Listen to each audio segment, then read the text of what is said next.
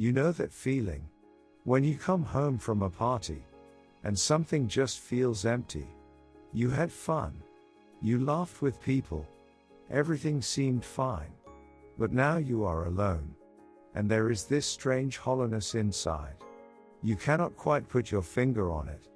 But something is not right. Here is what Schopenhauer would tell you. That emptiness.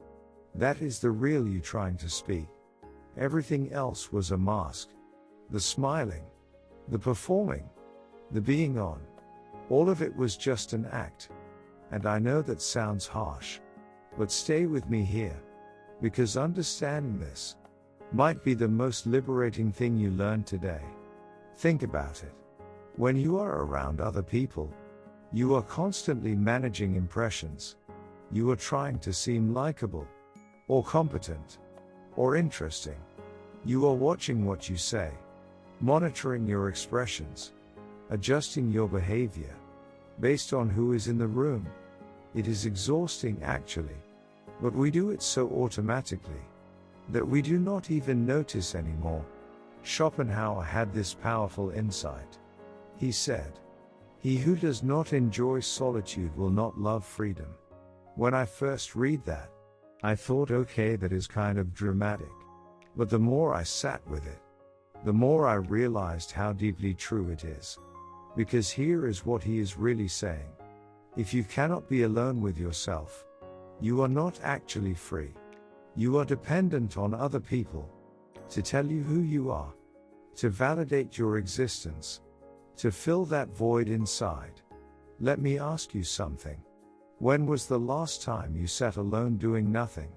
No phone, no TV, no music, just you and your thoughts. If that sounds scary, you are not alone. Most people cannot do it. They immediately reach for their phone. Anything to avoid that silence.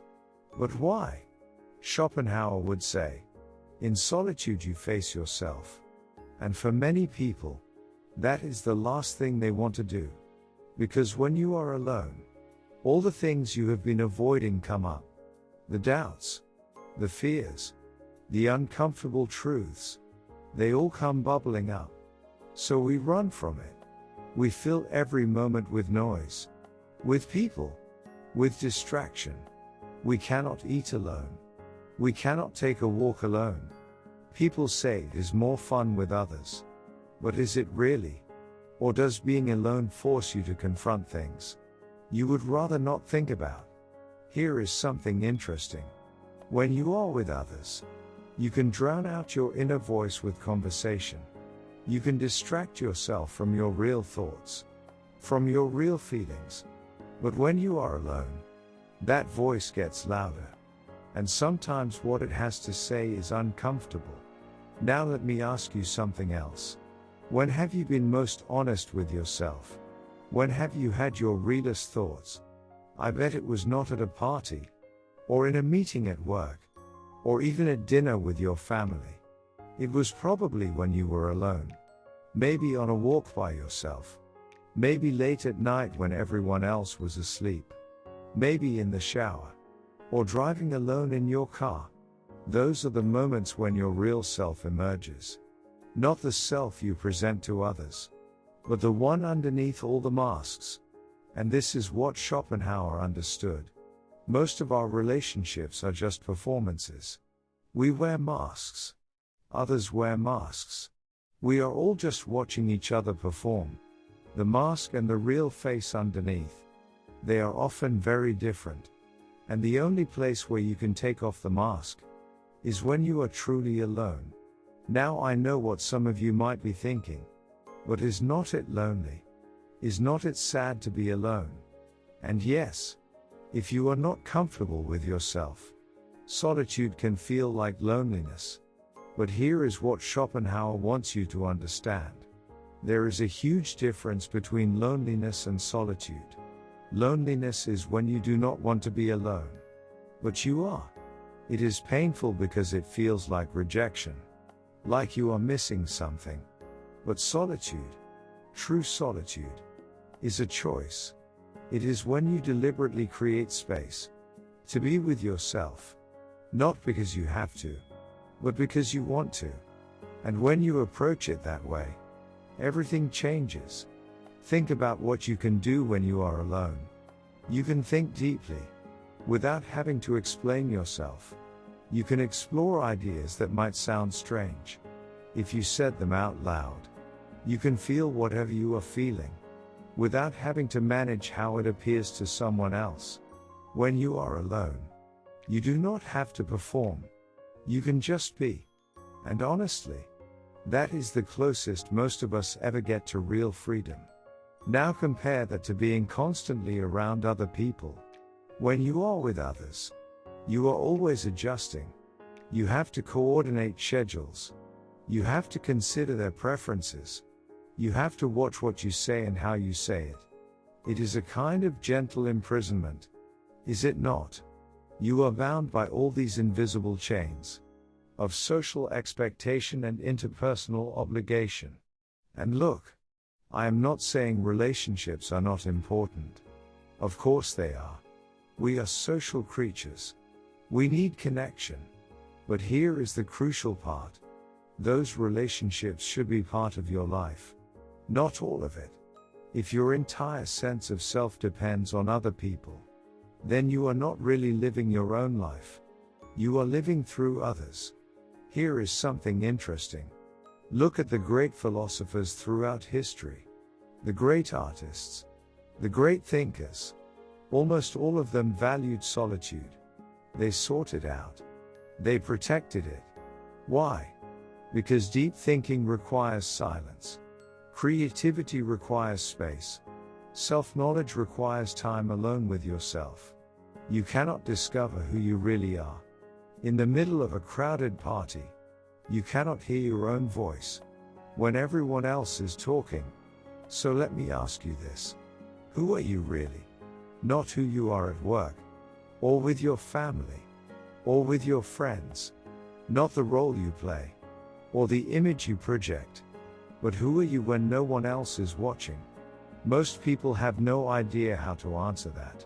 They have spent so much time being someone for others, that they lost touch with their own core. They are employees, parents, partners, friends, but they do not know who they are underneath all those labels. And this is why you see people fall apart when they retire, or when their kids leave home, or when a relationship ends, because their whole identity was wrapped up in that role. When the role disappears, they feel like they disappear too. But people who are comfortable with solitude, they do not have that problem, because they know who they are. Independent of their roles, they have spent time with themselves. They have built an inner world that does not depend on external circumstances. And here is what is beautiful about that. When you are okay being alone, you stop being needy in your relationships. You stop depending on others to make you feel worthy.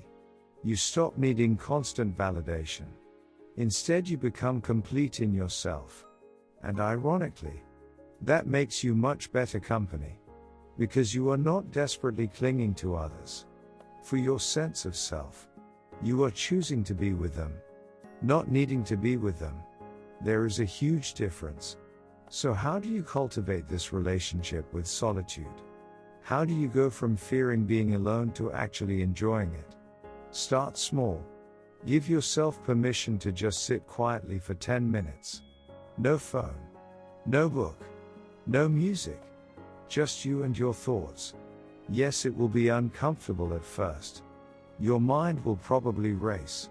You will want to reach for a distraction. But stay with it. Because what you are doing is incredibly important.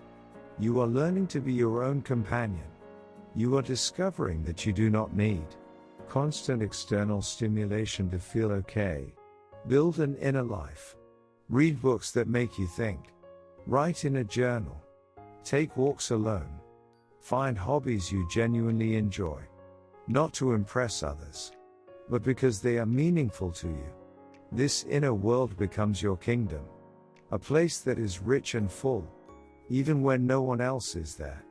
And as you get older, this becomes crucial. Friends drift away. People get busy. The world changes. You will end up with more solitude than expected. You can view that as tragedy, or as opportunity, a chance to deepen your relationship with yourself. Learning to love solitude is learning to love yourself. Not in a narcissistic way, but being comfortable in your own company. If you cannot enjoy being with yourself, how can you expect anyone else to? So here is what I want you to take away. Solitude is not something to avoid. It is a gift. It is where you discover who you really are, where you meet yourself honestly, without masks, and where you build the inner strength that makes you truly free. The person who can enjoy being alone does not need the world's approval. They have found themselves. And once you find that, that is when you become truly free. So do not run from solitude. Walk into it. Embrace it. That is where your real life is waiting. When you learn to be comfortable alone, you become better at being with others. When you stop needing people, you can actually start enjoying them. This is Schopenhauer's wisdom. Freedom begins in solitude. Self-knowledge comes from being alone. True strength comes from being comfortable with yourself. Start today. Take 10 minutes to sit with yourself. No phone. No distractions. Just you. You might discover that the person you have been avoiding is the person you have been looking for. That person is you. Your true self. He who does not enjoy solitude will not love freedom. True freedom is found in solitude. In yourself.